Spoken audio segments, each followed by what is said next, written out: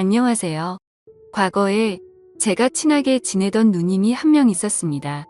나이차를 무색하게 만들 만큼 미모라든지 누님의 여성스러움이 바깥 동네까지 소문이 나서 유명세를 떨치던 사람이었으니 얼마나 괜찮은 사람인지는 이 정도만 설명해도 충분할 것 같습니다. 저랑은 우연찮게 친해지게 되었고 저도 솔직히 이 누님하고 잘해보고 싶은 흑심이 더 커서 누님하고 자주 만나거나 했지요. 그런데 같이 술 마시다가 한참 분위기가 좋았는데 옆자리에 좀싸움 좀 한가닥 할 것처럼 보이는 테이블이 있었는데 자꾸 저희 쪽을 흘끗흘끗 쳐다보는 겁니다. 아무래도 누님 정도 되는 미모의 여자가 저랑 있으니 시비를 걸고 싶었던 것 같습니다. 제가 부러웠을 수도 있고 아니면 저 정도면 누님 꼬셔서 자기들이 놀려고 했을 수도 있고 이유는 모르지만 시비가 붙었는데 누님이 정색을 하면서 받아치더니 큰 싸움으로 번지게 되었습니다. 누님이 아무리 운동을 좋아하고 관리가 되었어도 남자를 힘으로 어떻게 이기겠습니까? 결국에 말싸움이 몸싸움으로까지 번지게 되었는데 한 발짝도 물러서지 않고 바락바락 소리 지르며 대들더라고요. 심지어 얼굴을 한 대 맞아서 코피가 흐르고 있는데도 누님은 겁먹지 않고 오히려 더 세게 달려드니 그 남자들도 잘못 걸린 건가 싶어서 뒷걸음질을 치기 시작하다가 그냥 내빼버릴 정도였거든요. 아름다운 외모와는 다르게 깡도 있고 성질도 더러운 누님이었던 겁니다. 저는 감당 못할 거라는 생각에 그날 이미 마음을 접어버리고 말았죠. 그런데 이 누님은 오히려 처음에 그렇게 달려들다가 갑자기 자기에 대해 더 이상 관심 없는 듯 행동하던 제가 오히려 더 끌리기 시작했나 봅니다. 또 괜히 같이 술 마셨다가 시비가 붙으면 어쩌나 싶어서 최대한 피하려고 했는데 결국 이 누님의 집요함이 이겨서 결국 다시 만나게 되었지요. 이 누님이 술 하나만큼은 또 끝장나게 마십니다. 저도 어디 가서 주량 예약이 나오면 빼지 않는 사람인데 이 누님하고 마시면 날이 밝을 때까지 계속 마시는 게 기본이었습니다. 자존심 때문에 그런가 적당히 마셔서 기분 좋으면 좋은데 이 누님 성격상 상대방이 술을 뻗는 걸 못 보면 자기가 졌다고 생각하는 것 같더라고요. 그래서 이 누님하고 결국 그렇다 할 추억도 못 만들고 맨날 술 먹다가 둘 다 서로 뻗어버리지를 않으니 그냥 날 밝으면 헤어지고 그런 식의 만남이 잦았습니다. 그렇게 만나면 저는 다음날이 너무 피곤하기도 하고 해서 한동안 이 누님하고 만남을 또 피하게 되었지요. 그러다 우연찮게 오랜만에 누님을 만나게 되었습니다. 저보고 오랜만이라고 잘 지냈냐고 하더라고요. 오랜만에 보는 이 누님의 미모는 안 보는 동안 훨씬 더 무르익어 있는 상황이었습니다. 무더운 여름이 돼서 보니 여름은 여름 나름대로 이 누님의 자신감이 돋보이는 패션 덕분에 시선을 위로 향해야 할지 아래로 향해야 할지 싶더군요. 또 만나자마자 술을 마시기 시작했는데 옛날 이야기하면서 한두 잔 나누다 보니 벌써 새벽 2시가 돼 어차피 이 누님은 술을 더 마셔봐야 취하지 않을 텐데 그게 무슨 의미가 있겠나 싶어서 그냥 제가 술 취한 척하고 일찍 들어가 봐야겠다는 식으로 나왔습니다. 그러면 적어도 제가 술이 안 깨서 피곤할 일은 없을 테니 말입니다. 그런데 누님은 왜 벌써 들어가냐고 하면서 오랜만에 보니까 술이 많이 약해졌다면서 저만큼 술 마시는 사람도 찾기가 힘들다고 정 피곤하면 장소를 바꿔서 마시자고 하더군요. 그러면서 누님이 혼자 사는 원룸에서 더 마시다가 정 힘들면 거기서 자고 가라고 하는 겁니다. 처음엔 더 마셔봤자 끝이 안 날 술자리일 텐데 무슨 의미인가 싶다가 생각해보니까 장소가 누님이 혼자 사는 원룸이라면 이야기가 다르지 않나 싶었지요.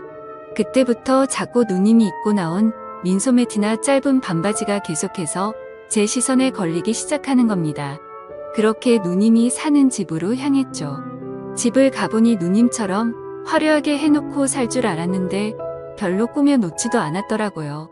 군데군데 치우기 귀찮아서 대충 물건을 쑤셔박아 놓은 곳이 있었지만 그렇다고 정리가 아예 안 되어 있는 건 아니었습니다.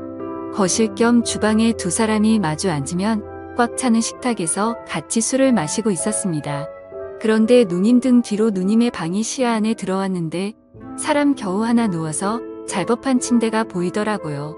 그러다 은근 슬쩍 누님을 떠보고 싶어서 곧바로 한마디 던졌습니다. 누님 침대가 작은데 두 사람이 저기 누울 수 있어요? 라고 말이지요. 그런데 누님이 의미심장한 미소를 지으면서 미쳤냐고 당연히 한 명이 바닥에서 자야 되는 거 아니냐고 하는데 내심 아쉬운 마음과 동시에 심장은 점점 더 두근거리기 시작했습니다. 누님은 덮고 자는 이불이 없어도 괜찮겠냐 묻더군요.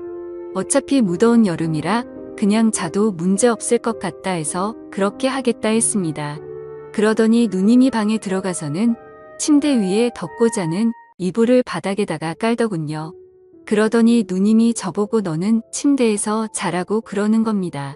누님한테 양보할 필요 없다고 어차피 나는 군대도 다녀와서 바닥에서 자는 게 익숙하다고 했죠.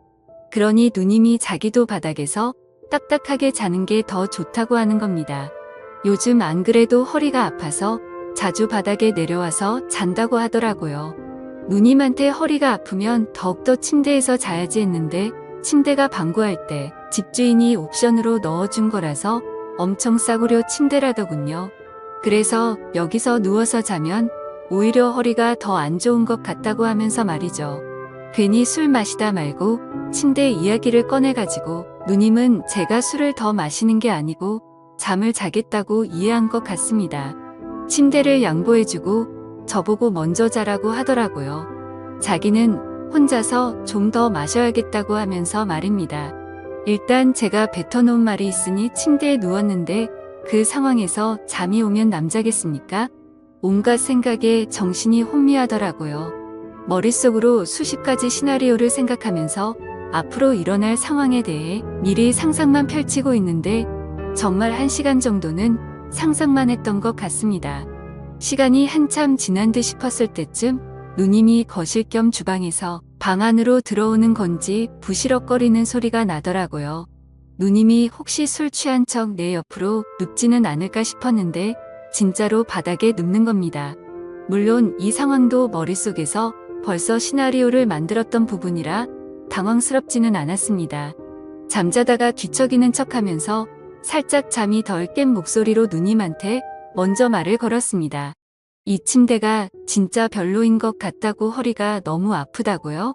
그러니까 누님이 내 말 맞지? 하면서 딱딱한 바닥이 훨씬 좋다고 하면서 저보고 한번 바닥에 누워보라는 겁니다.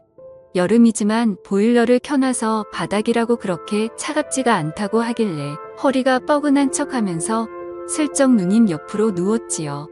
그런데 누님이 장난기가 발동했는지 제 쪽으로 몸을 빙글 돌리더라고요.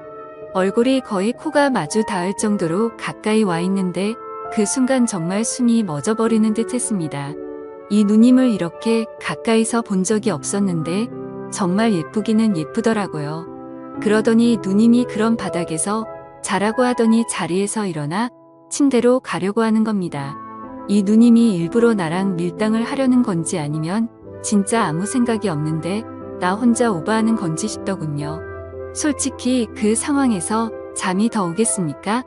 누님은 저를 별로 신경도 안 쓰는 듯한 5분도 안 돼서 새근새근 숨소리만 들리는 게 그냥 잠에 든 것 같았습니다. 더는 안 되겠다 싶어서 에라 모르겠다 하고 자리에서 일어났습니다. 누님은 세상 모르고 자고 있는데 제가 옆에 누우면 딱 맞겠다 싶을 정도로 침대 한켠에 자리가 남아 있었습니다.